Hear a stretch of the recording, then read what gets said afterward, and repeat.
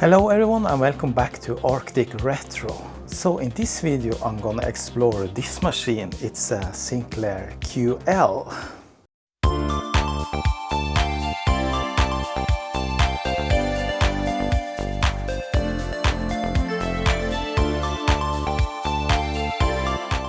So I got this machine a while back. I showed it briefly in one of my mail and donations videos a couple of months ago, and yeah, it works, but I could not read anything from the tape drive. So it has two built-in microdrive tapes, but none of them worked.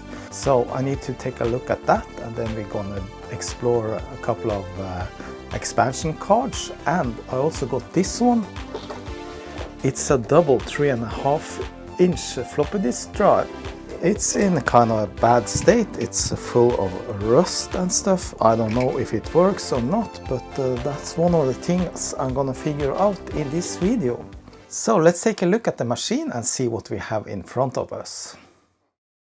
Let me just take a break here and thank my sponsor PCBWay. And yes, PCB stands for printed circuit boards. They are very friendly people, and if you head over to PCBWay.com, they can take care of all your hobbyist needs.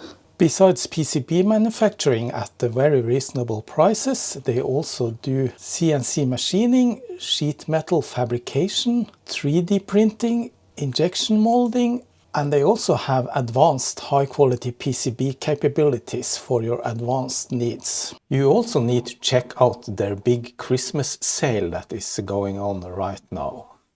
The machine is now powered on. As you can see, it always comes up with this red background, and you can type in a couple of lines below that. Commands, for example, for loading games or software, and writing BASIC. So I don't know very much about the SINCLAIR QL machine. I have a lot of experience with the ZX Spectrums and ZX81s, but never experienced this machine. So that will be quite interesting. Keyboard is working fine. It is a little bit dirty and dusty. When I power it on, the tape drive spins a little bit, but I wasn't able to load anything from the tapes. That can either be a problem with the drives themselves or the actual tapes. They have this little pad here on the tapes that often wear out, and it doesn't make a good contact. The tape doesn't make good contact with the read heads, so that might be a possibility. I have hooked it up to my TV with RF output, and yeah, it has a couple of ports in the back, UHF RF output, and it has some serial and controller ports here and a ROM port, and it also has RGB output. I was thinking maybe I'm gonna see if I can make a cable for this. I actually have a cable for it already, this one, but yeah, it's a 7-pin DIN, goes in the machine, and on the other end it's a 6-pin DIN, and yeah. So this was probably supposed to go into a SINCLAIR monitor or something that has this kind of contact. I don't have such a monitor, but I'm pretty sure we can convert this to SCART, for example. Also with the machine I got a couple of expansion cards, and these are both additional RAM and also acceleration card. I think this is an acceleration card as well as a RAM expansion. It's called Gold Card 2 Miracle Systems. We need to check out those and see what we can do with those. Also got a bunch of tapes. SINCLAIR QL, Quill, Abacus, Archive, eCell, and Quill 2, and these are some random tapes. I don't know, probably just empty tapes. Both of these are labeled with games. Also have the SINCLAIR QL user guide. Doesn't look to be the original that came with the machine. It isn't labeled with SINCLAIR or anything. I also got this SINCLAIR QL decision maker software. Have no idea what that is. So what about this floppy disk drive? It's a dual 3.5-inch floppy disk drive labeled Kumana. It has a metal chassis and it's full of rust, so I'm definitely gonna remove all that and repaint this. It's directly connected to mains and it has this sort of serial or parallel cable there. Not sure. It has a serial number and Kumana, made in Great Britain, and there's a telephone number there. The machine doesn't have this kind of floppy connector on it, so that's where this expansion card comes in. It actually has one, so this will probably be needed to use this. So there's a lot of exploration to do here, and I will of course clean this up as good as possible while I go about it. It has this power supply here, and it was obviously a British one with a UK plug and has been modified to use a Norwegian type of plug or the EU plug for the mains connection. I'm not going to go into the details about the architecture and the technical details about this machine. You can simply look that up yourself on Wikipedia or somewhere else. It has a reset button on the side, resets the machine, and when it boots up it asks you for a monitor. I guess that's the RGB being used, or TV. So I select F2 TV, and there one or both the drives spins up for a second. Alright, let's test it a little bit before we continue, and if you type a basic statements like this, it actually changes to blue and fills up the screen, and let's run it. So quite colorful, I should say. And to halt a running program, I think it is Control C. No, it's not. It's not escape. It's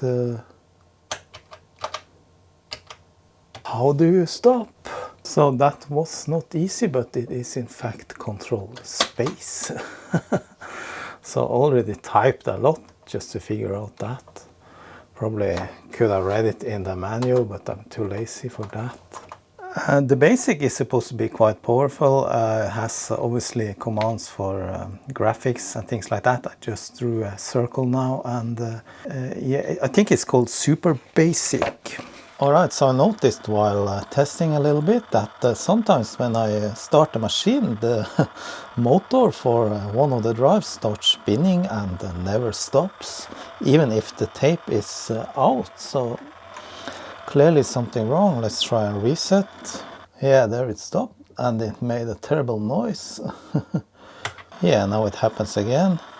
And with the tape inside, it just spins forever, but slows gradually down, so something is obviously wrong here. Anyway, I was hoping that at least I could make one of the two drives repaired or working. They are similar, so you can actually swap them around, and you could of course use parts from one to the other. So I'm gonna take a look about that. Yeah, now it doesn't seem to be wanting to boot. Well, there it actually did. So so the tapes goes in a little bit sideways. That's a little bit strange, but that's how it is.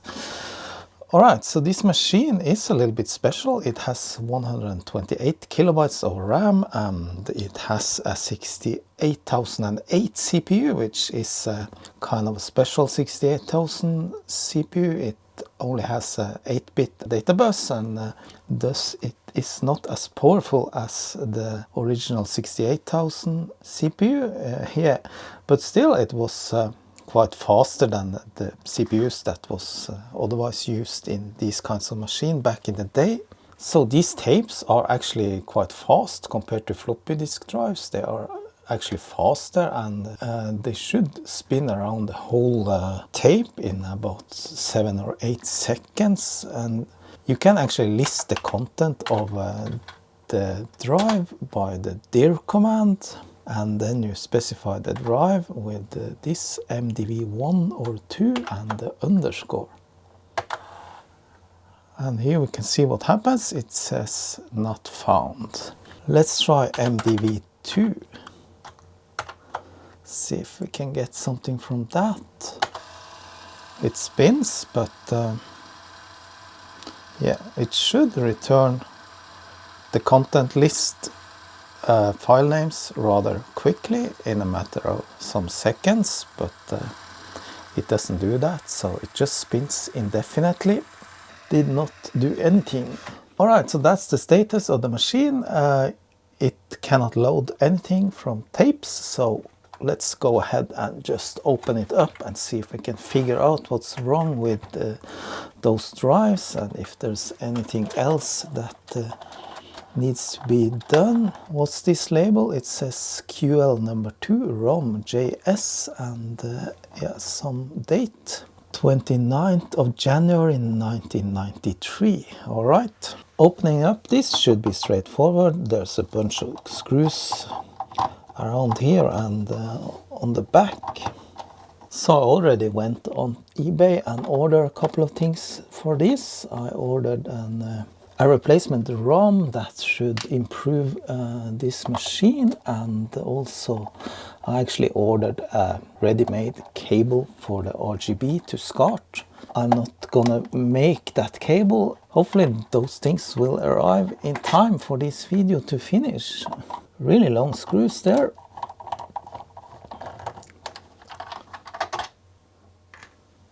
Okay, so how does this work? Does it have a flimsy keyboard connector? Yes.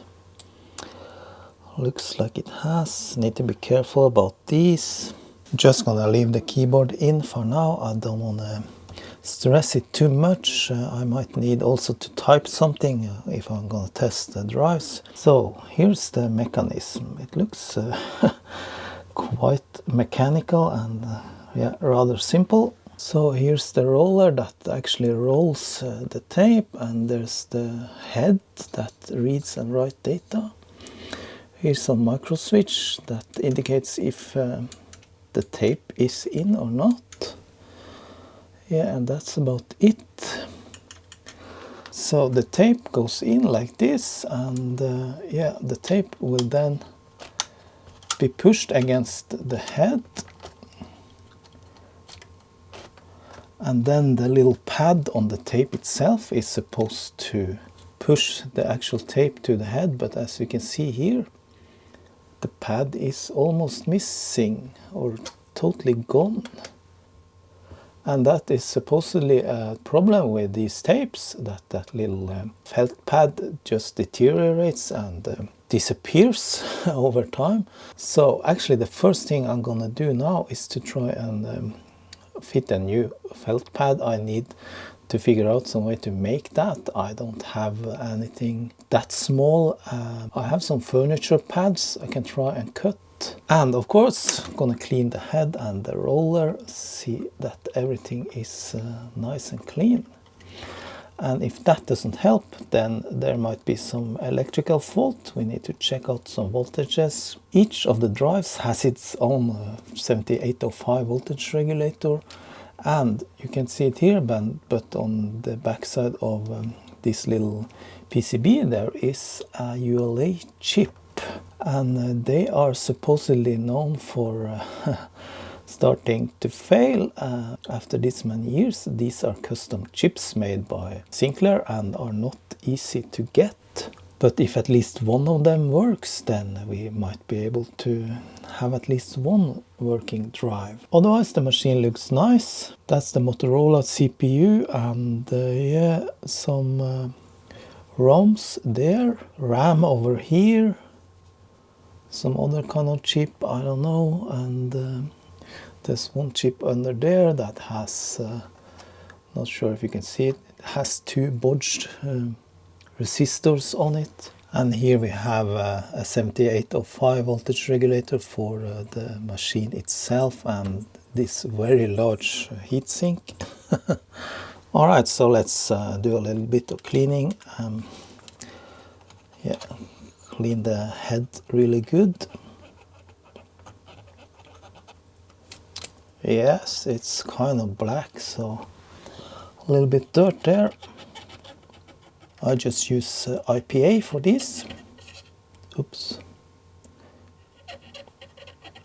And I also got the tip that these rollers in rubber might have started to wear out, so you could just, yeah, they could wear unevenly, so the trick was to take it out and just turn it around.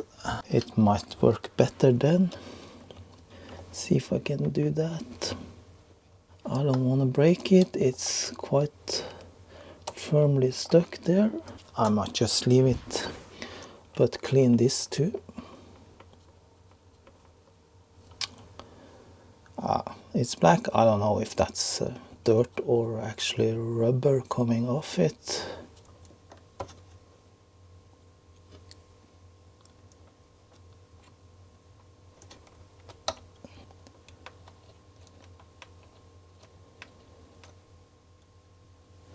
Okay, I turned them around and yeah, let me see if I can find a tape that has a pad that is not missing. Yeah, this one looks much better. This is how it's supposed to look. I'm not sure if there's anything on this tape or not. Simply gonna test.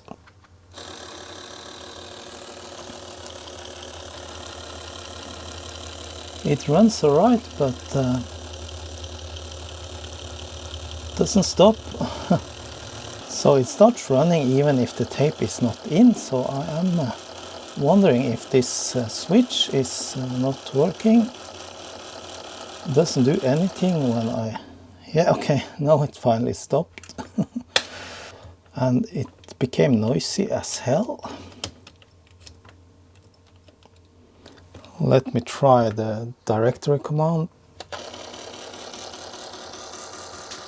It might be the actual tape that's making the noise.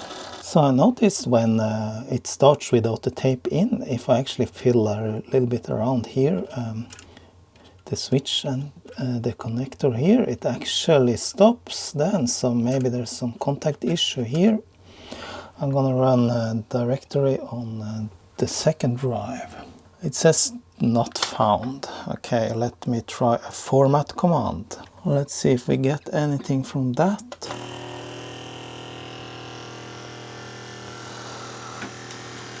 It spins and very noisy and says format failed. Okay.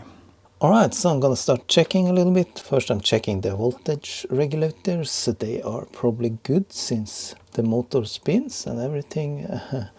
If that runs on the 5 volt, I'm not sure. Yeah, there's 9.8 volts in and 5 volts out, and the other one 5.1 volts.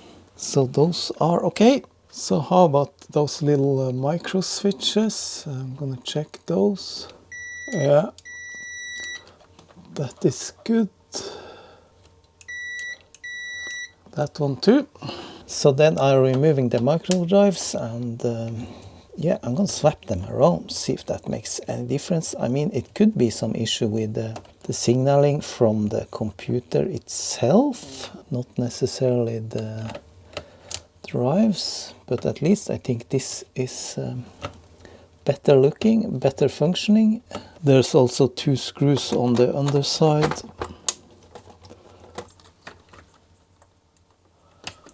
So how to go about and remove this? Is this connector just pushed in or what? You can pull it. Okay, good. I imagine it can be hard to get back into a place afterwards. Okay, it's loose. Both drives are out, and yeah, there wasn't much to it. Very tiny little motor. By the way, this is the same that is used for the external microdrive for the ZX Spectrum. For some reason this one has this shield over the chip. A little bit of contact cleaner, and then I insert just the drive number 2 in the place for drive 1. Unfortunately that was no good. This one just spins and spins forever when I turn on the machine, and even after booting I get the prompt, but still spins. Don't know what's wrong. Obviously something is not working here. So I think I fixed the issue with the drive just spinning. I think it was just a bad connection. I measured, I didn't have 5 volts in, so that was obviously wrong. So now it actually boots up without spinning any of the drives, but still I get for that tape not found. This is another tape. I'm going to try and format that. With this one it's very silent. So I think maybe some of the tapes are making the motor vibrate or something. Alright, the drive is working. I just took another tape quill and ran the directory, and it actually shows the files. Then maybe it's just bad tapes after all. And it actually loaded. So this is the boot program. Let's run it. Okay, look at that. That's the first program I ever try on this machine. Well, I'm pretty pleased then to know that, yeah, in fact, the drive, this one at least, is working. So that's good. And that was my hope, that at least one of the drives would work. Now I'm gonna work a little bit more on the second drive and see if I can get it to load. Maybe I can load this quill program there as well. And it is in high-res mode. Okay, let's see drive 2 then. Nope, there's nothing. Doesn't even spin. I'm gonna check the connection on that one as well. Those very fiddly contacts was hard to to insert into. So I took out the cable for this one and inserted it again. However, now this drive stopped working, so I know there are some shared lines between these two drives. I'm not really sure how, but yeah, maybe they are affecting each other in some way. I took out the other drive and I still can't load this quill program anymore. So I'm going to start looking elsewhere. So while looking closer at the board, I actually see on this chip there is one leg that's bent up, and that can't be right. Not that I know that it has something to do, but yeah, it's actually missing completely. Okay, it wasn't just bent up, it's missing, so yeah, need to solder on something there. Let me see if I can repair this. I'm just gonna cut off the leg of a broken chip.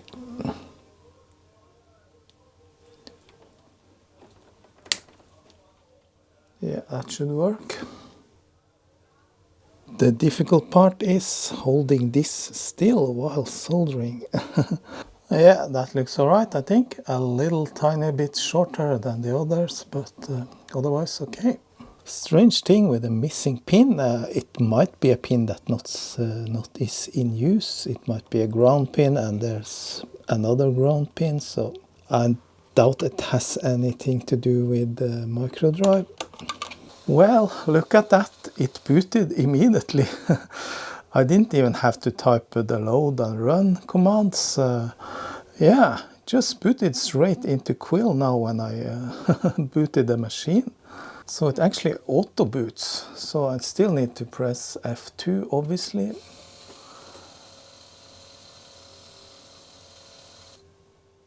Yeah. Okay, maybe it's fixed now. That's excellent. Yeah, and another tape just worked.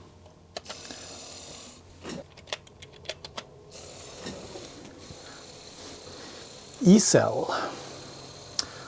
Now what I really wanted to test out on this machine was some games. Yeah, since I have two tapes that are marked with games and they are missing the little pad, I was thinking, how about I use these furniture pads and just cut a little, yeah, just a tiny little strip of that. See if I can make some. These are felt pads that you use under, yeah, chairs and stuff. Just gonna cut a few pieces and see if they fit.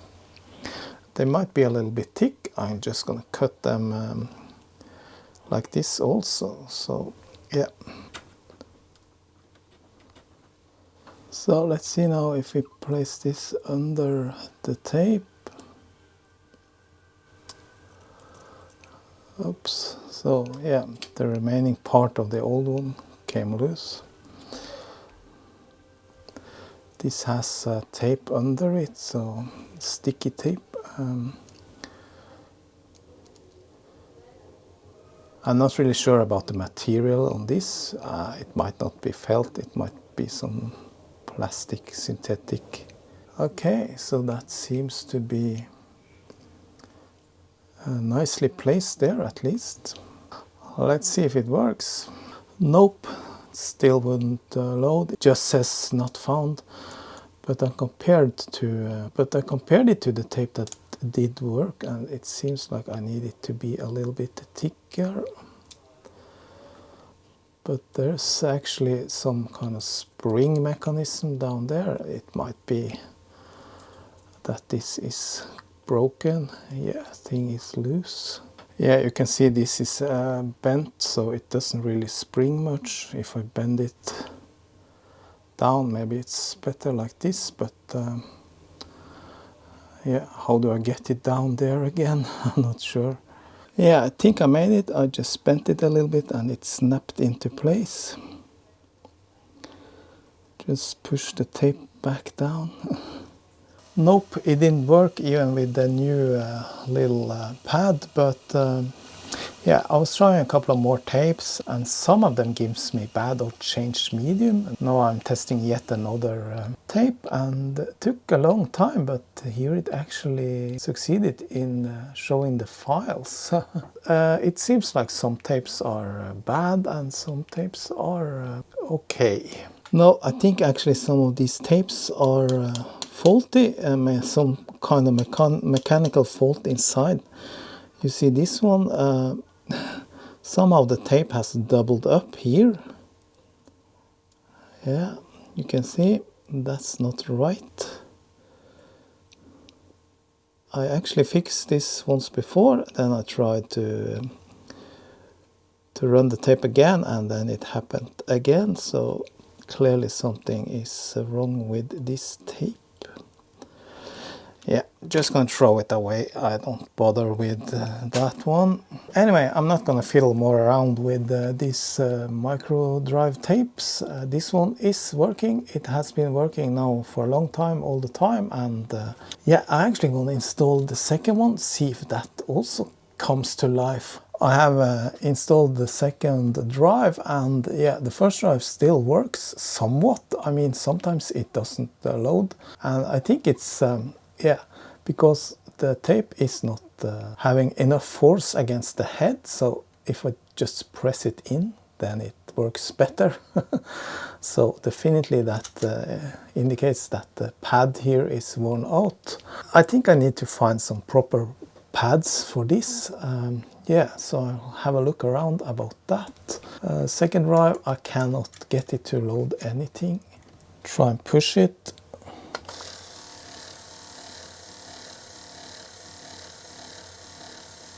No, struggles, and then came with not found. Alright, that was enough. We're trying to get these drives working, and now I'm just going to clean up a little bit inside the machine and outside so that it will look better, and then I'll take a look at the floppy disk drives. Well, look at that. I actually found a couple of tapes that are working. Yeah, this is the QL assembler.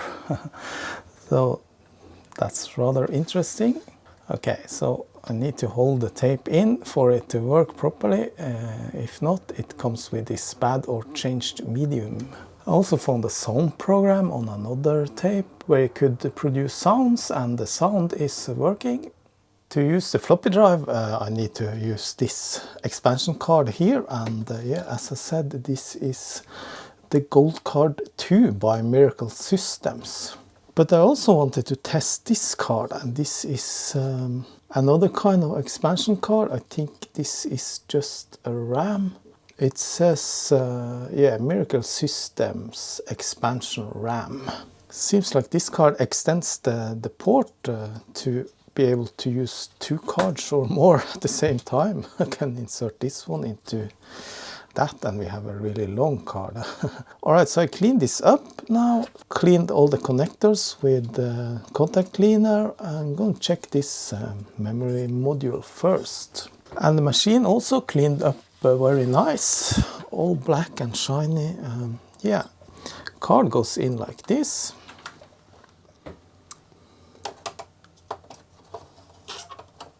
There is some kind of slot that it slides into, but I'm not really sure that it goes straight in here.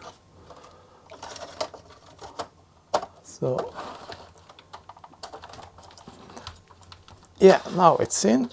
Now there's several ways to check how much RAM you have on the machine. I found this peak that lets you check the content of a register to get the amount of RAM. I'm gonna try that. Print, oops. Yeah, I just pick the address 163.872 and divide it by 1024 to get the number in kilobytes, and subtract 128, which is the built-in RAM amount. Let's see now. Yeah, 640 it says. So if this is correct, then this RAM card gave me 640 kilobytes of total RAM. Now let's take it out and run that command again. Now without the card, yeah, 128, so that works. Now the other card, let's check that out as well with regards to the RAM. Yeah, and this card actually produces something on the boot screen. It says Gold Card V2.28. Same there. All right, 1920, so that's almost 2 megabytes then. Card is working. Now let's see if we hook up that floppy drive and see what's happening. Yeah, floppy disk cable goes into here. And this very rusty floppy drive, need to do something with that later. I'm thinking about, I'm just going to remove all the paint, strip it all the way down to the metal and repaint it. Not really sure what kind of floppy disks this one uses. I'm going to try with this double density. Yeah, and this should list the directory, dear fdk1 underscore. Not found. All right. Hey, now something happened. I actually Googled a bit, and yeah, some places it says use dir fdk1, but some other places it said flp1. I think it's depending on what kind of floppy drive you have. And yeah, this command actually activated the floppy drive and it starts spinning. So I obviously had it in the wrong drive. Let's try once more. flp1. Yeah, definitely. Now it's spinning. But the disk is formatted for another machine. I think it's for an Amiga or something. So let me try and format. flp1.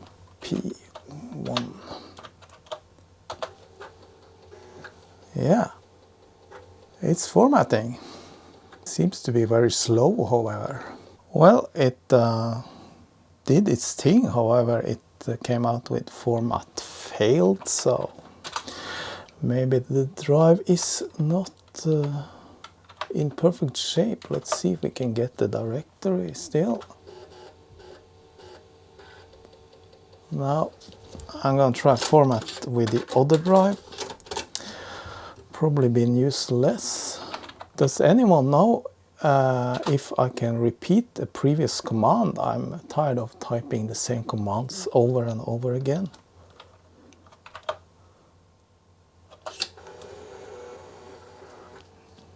Yeah, that drive too starts, but it sounds terrible.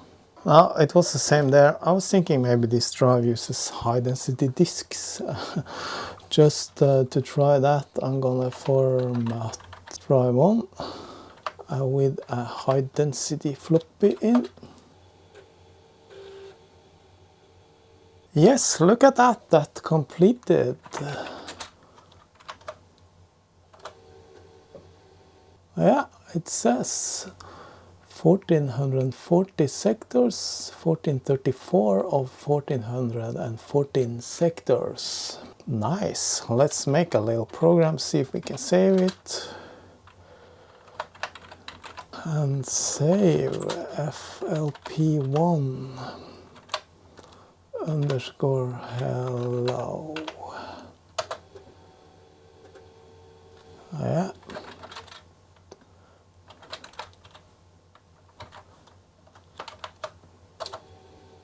Yeah, that worked. Very nice. Now let's try the directory. I moved the disk to the other floppy.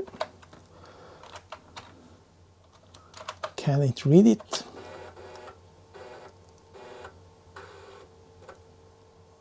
Yes, it could. So yeah, both drives are working very nice. However, how can I download software and put on these floppy disks? Have to think a little bit about that, if it's even possible. If you have any ideas about that, then please give me a comment below the video.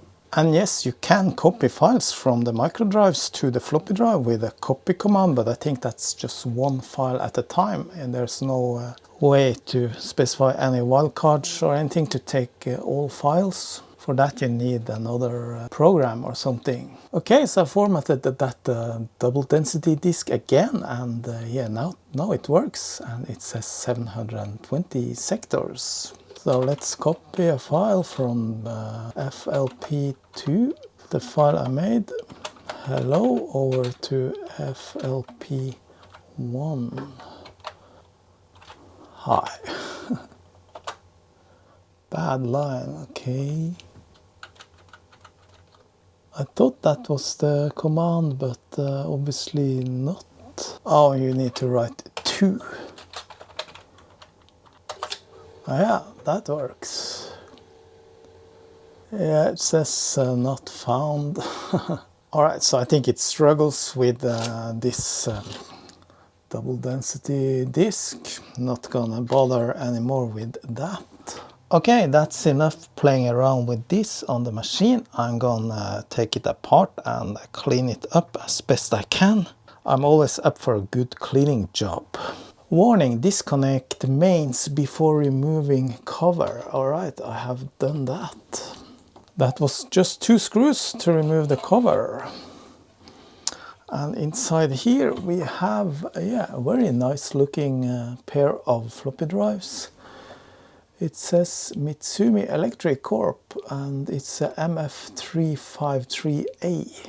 I googled that model, but I couldn't find anything about it, so I know nothing so far. Yeah, it's just a very long floppy disk cable and a seemingly very simple power supply.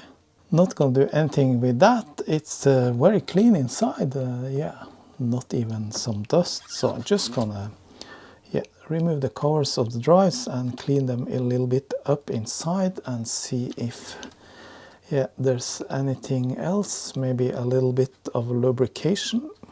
To get it out we need to remove all the screws for the floppy drives.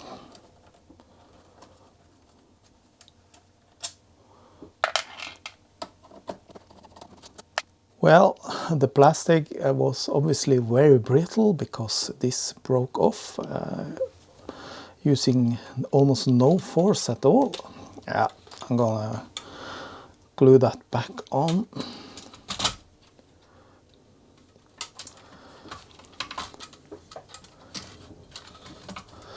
I just need to access the screw back here to remove the panel. I guess there's nothing particularly special about these drives. It doesn't have any controller card or anything like that, so just simple floppy drives. Doesn't look very dirty or anything. Yeah, very clean indeed. So my guess is these drives have not been used much.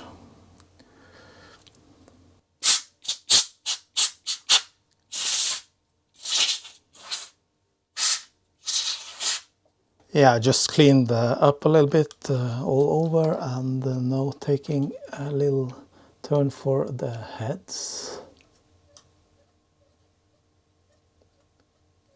Yeah, maybe there was a little bit dirt.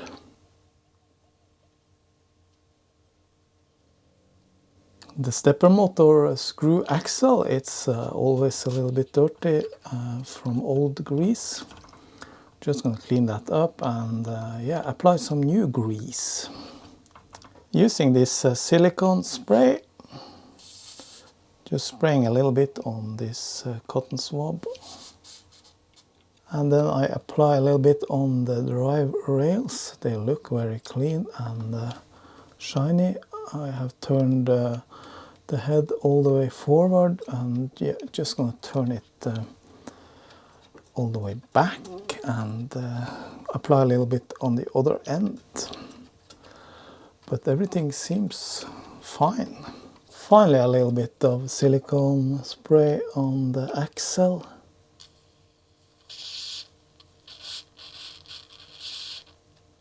Okay, that was it for servicing the drives. Very dirty cable.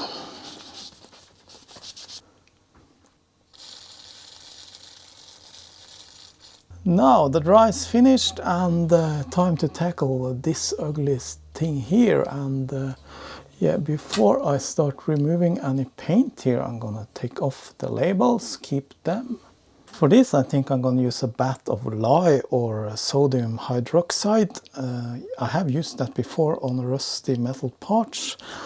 And I read a little bit online, and supposedly you can also remove paint, but this is kind of like a plastic paint, so I'm not sure if that's gonna work, but I'll see. So I'll be back with the result. All right, that didn't go as I hoped. The solution actually removed all the loose rust and some of the loose plastic or paint. I was hoping it should reduce the paint, but it didn't do anything to that. However, there's a lot of deeper rust here, so I need to use some mechanical method here. I think I'll be using an angle grinder or something just to remove everything from the surface. Obviously I don't want to paint over this because it will not look nice, and yeah, maybe it will continue to rust then.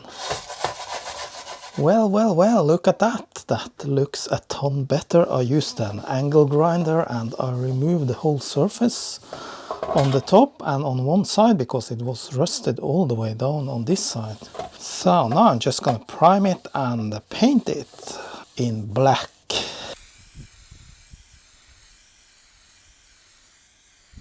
Now let's see the result of my paint job. Look at that. I think it looks great. I mean, the angle grinder was perhaps a little bit heavy tool for this. I could have used some more sanding down because I can see a little bit of the angle grinder grooves still under the paint, but yeah, think it looks fine. Very shiny and black. It's almost like metallic black. So pretty pleased with that. So put back the sticker. I'm not really sure if it's gonna stick that well anymore. Yeah, I think that's good. Sits nicely there. Yes, there you go. One refurbished 3.5-inch dual floppy disk drive. Looks nice.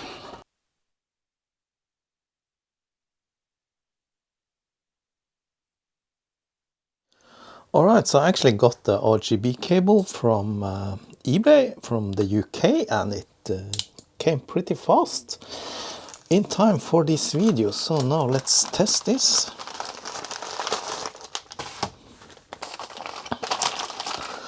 And it's from the Retro Computer Shack. Yeah, they make nice cables, and I have bought several other cables from them. Yeah, SINCLAIR QL RGB SCART lead. And there's even a reference to a couple of YouTube videos to show you how to connect the cable. I don't think I need to watch those. Yeah, looking nice. Let's hook it up. And I paid 24 UK pounds for it, so yeah, I think it's a good price for such a special and custom-made cable. Yeah, that fits nicely into the RGB out. So I still have my TV on antenna. Let's switch to SCART. Yeah, that looks much better. Let's press F1 then. Okay, so now the screen is split into two parts, one white and one red.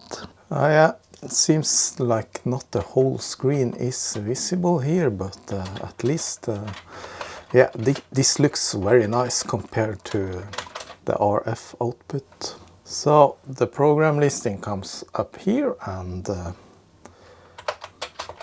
I think the output from my program comes on the other side. If we run it, yeah. However, I can adjust on my TV, so we see the edge, at least on that side. Yeah, that looks alright. But still, if we want to use the F2 TV mode, you can do that as well. Still uses RGB, which looks very nice on this. Yes, I zoomed in, and yeah, the text is very crisp and clear, and you definitely see all the pixels, so that cable was well worth it, I think. Alright, that was it for this video. The machine works, yeah, nearly 100%. Not pleased with the drives, but that's how it is. Old stuff. I probably need to do something, and yeah, those microdrive tapes aren't used a lot anymore anyway, so not gonna be too much bothered about that. Anyway, as you can see, I have a Christmas in my lab. Actually recorded the video a few months back, but then I was held up in other projects and I couldn't finish it until now. So I just want to say thanks a lot again for watching, for subscribing and the likes, and I hope you gonna consider supporting me on Patreon, because that helps this channel a lot. So thanks a lot, and a special thanks to my patrons, and a Merry Christmas and a Happy New Year to you all. See you in 2024. Bye bye.